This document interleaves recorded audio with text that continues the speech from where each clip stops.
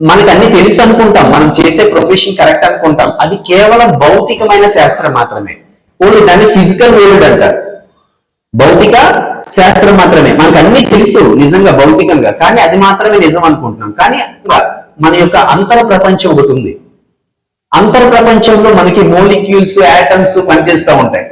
వాటికి ఒక వ్యవస్థ ఉంది. ఆ వ్యవస్థకి ఎలాంటి పని చేస్తే అవన్నీ బాగా యాక్టివేట్ గా పనిచేస్తాయి అనేది ఒక రూట్ కాజ్ ఉంది. ఆ రూట్ కాజే ఈ మెడిటేషన్. ఒకసారి మెడిటేషన్ మనం గట్టిగా చెప్పండి కూడా.